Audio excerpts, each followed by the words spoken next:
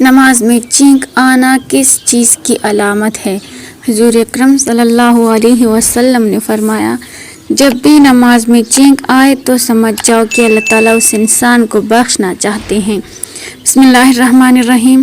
آپ صلی اللہ علیہ وسلم کی امت میں سے ہر اس شخص کی کبیرہ گناہوں کی بخشش ہو جائے گی جس نے اللہ کے ساتھ شرک نہ کیا ہوگا۔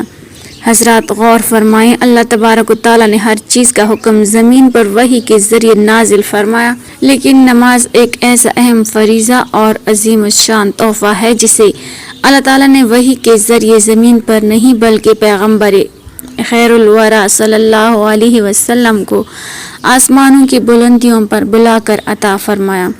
اس واقعے سے نماز کی اہمیت و عظمت ظاہر ہوتی ہے۔ دین اسلام کے 5 ارکان میں سے نماز ایک اہم رکن ہے۔ نماز کو آنکھوں کی ٹھنڈک قرار دیا گیا ہے۔ نماز مومن بندے اور کافر کے درمیان تمیز کرنے والی کسوٹی ہے۔ نماز سے دلوں کو سکون و قرار حاصل ہوتا ہے۔ نماز قرب الہی کا بہت بڑا ذریعہ ہے۔ قیامت کے دن سب سے پہلا حساب اور لازمی سوال نماز کا ہوگا۔ اس امتحان میں کامیاب ہونے والا تمام امتحانوں میں کامیاب قرار پائے گا اور اس میں ناکامی عذاب الہی کا موجب بنے گی۔ آپ صلی اللہ علیہ وسلم جب واپس آتے ہوئے حضرت موسیٰ کلیم اللہ علیہ السلام کے پاس سے گزرنے لگے تو انہوں نے پوچھا کہ اللہ تعالیٰ نے آپ کو کیا حکم دیا ہے؟ آپ صلی اللہ علیہ وسلم نے فرمایا، اللہ تعالیٰ نے میری امت پر ہر دن اور رات میں 50 نمازیں فرض کی ہیں۔ حضرت موسیٰ علیہ السلام نے کہا کہ آپ کی امت ہر دن اور رات میں 50 نمازیں پڑھنے کی طاقت نہیں رکھتی، لہٰذا اپنے رب کے پاس واپس جائیں اور تخفیف کرا لیں، کیونکہ میں نے بنی اسرائیل کو آزمایا ہے اور اس تجربے کی روشنی میں کہتا ہوں کہ آپ کی امت اس کی طاقت نہیں رکھتی۔ نبی صلی اللہ علیہ وسلم فرماتے ہیں کہ میں دوبارہ سدرۃ المنتہا کے پاس گیا اور اللہ تعالیٰ سے نمازیں کم کرنے کی درخواست کی تو رب العالمین نے 5 نمازیں کم کر دیں۔ پھر حضرت موسیٰ علیہ السلام کے پاس سے گزر ہوا تو انہوں نے کہا کہ یہ بھی زیادہ ہیں اور کم کرا لیں۔ رسول اللہ صلی اللہ علیہ وسلم فرماتے ہیں کہ میں بار بار تخفیف کی گزارش کرتا رہا۔ آخر کار اللہ تعالیٰ نے فرمایا کہ آپ صلی اللہ علیہ وسلم کی امت 5 نمازیں پڑھا کریں تو میں اجر 10 کا دوں گا اور ایک نیکی کا اجر ہمارے ہاں 10 گنا ہے۔ آپ صلی اللہ علیہ وسلم کی امت 5 نمازیں پڑھے گی تو ان کے اعمال نامے میں 50 درج کی جائیں گی، یعنی 50 نمازوں کا اجر و ثواب ملے گا۔ پڑھنے میں 5 اور ثواب کے لحاظ سے 50۔ نبی رحمت صلی اللہ علیہ وسلم نے اس موقع پر ارشاد فرمایا کہ جو نیکی کا ارادہ کرے گا اس کے لیے نیکی کرنے سے پہلے ہی ایک نیکی لکھ دی جاتی ہے۔ سبحان اللہ۔ غور فرمائیں کہ 5 نمازوں کا اجر 50 کا ملتا ہے۔ آج کتنے لوگ ہیں جو نمازیں پڑھتے ہیں؟ اگر میں یوں کہوں تو بجا ہوگا کہ 5% مسلمان نمازی ہیں، لیکن ہم معراج بڑی دھوم دھام سے مناتے ہیں، کھانے اعلیٰ قسم کے پکائے جاتے ہیں، جلوس نکالے جاتے ہیں، مسجدوں، مزاروں، سرکاری اور غیر سرکاری اداروں اور عمارتوں پر چراغاں کیا جاتا ہے۔ کوئی روزہ رکھتا ہے تو کوئی رات کا قیام کرتا نظر آتا ہے، حالانکہ شریعت محمدیہ صلی اللہ علیہ وسلم میں ان رسومات کا کوئی ثبوت نہیں۔ معراج کی اصل روح نماز ہے جس سے ہم غافل ہیں۔ جس چیز کا ثبوت نہیں اس کا اہتمام کیا جاتا ہے اور جس چیز کے کرنے کا حکم دیا گیا ہے اس کی پرواہ نہیں کی جاتی۔ نماز جانب اللہ تحفہ ہے، اس کی قدر کریں۔ غور فرمائیں کہ اگر ہمارا کوئی عزیز رشتہ دار ہمارے گھر تحفہ لے کر آئے اور ہم اسے قبول نہ کریں یا اس کی قدر نہ کریں تو وہ ہمارے ساتھ تعلقات ختم کرنے کو تیار ہو جاتا ہے۔ کیا رب العالمین کا ہم پر اتنا بھی حق نہیں کہ ہم نمازیں پڑھ کر اس کے تحفے کو قبول کریں؟ عمدن نماز چھوڑنا کفر کے قریب ہے۔ جس شخص کی عصر کی نماز فوت ہو گئی گویا اس کا گھر اور مال تباہ و برباد ہو گیا۔ جو 5 نمازوں کی حفاظت نہیں کرتا وہ قیامت کے دن فرعون، قارون اور ابی بن خلف کے ساتھ ہوگا۔ مسلمان بندے اور کفر کے درمیان فرق نماز کا چھوڑنا ہے۔ ان احادیث کی روشنی میں ہمیں سوچنا ہوگا کہ نماز چھوڑنا کتنا بڑا سنگین جرم ہے۔ نماز چھوڑنا اللہ کے تحفے کی ناقدری اور اسے قبول نہ کرنے کے مترادف ہے۔ نماز چھوڑنا اللہ اور اس کے رسول صلی اللہ علیہ وسلم کے حکم کا انکار ہے۔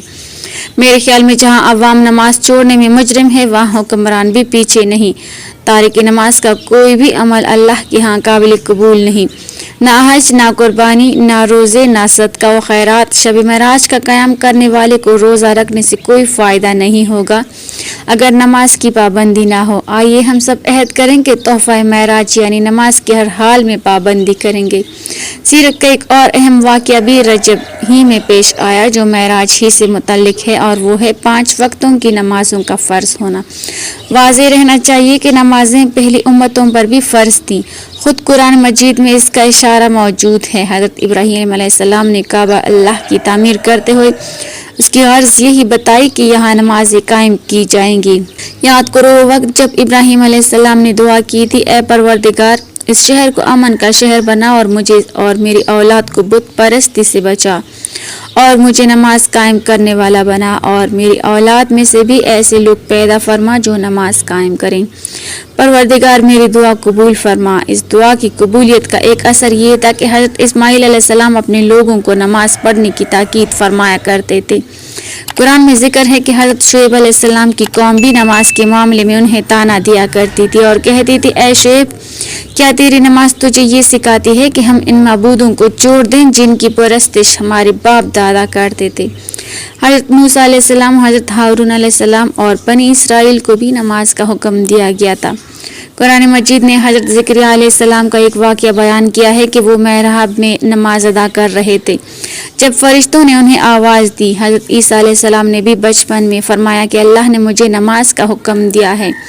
غرض جس قوم کے پاس بھی وحی آئی انہیں ایمان کے ساتھ نماز کا بھی حکم دیا گیا۔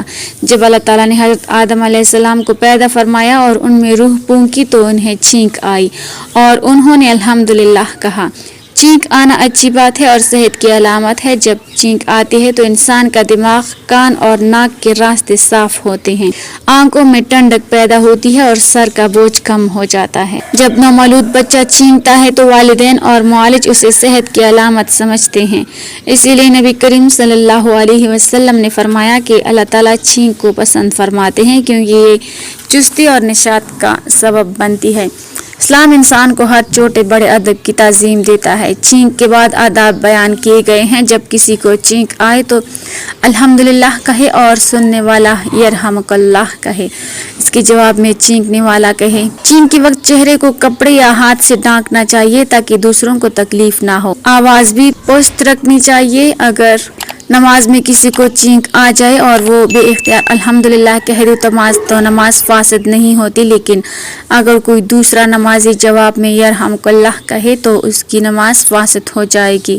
رفاع بن رافع رضی اللہ تعالیٰ عنہ کہتے ہیں کہ میں نے رسول اللہ صلی اللہ علیہ وسلم کے پیچھے نماز پڑھی، مجھے چھینک آئی تو میں نے کہا الحمدللہ حمدن کثیرا طیبا مبارک فیہا مبارکا علیہ کما یحب ربنا ویرضی۔ جب رسول اللہ صلی اللہ علیہ وسلم نماز سے فارغ ہوئے تو پوچھا کہ نماز میں کون بول رہا تھا؟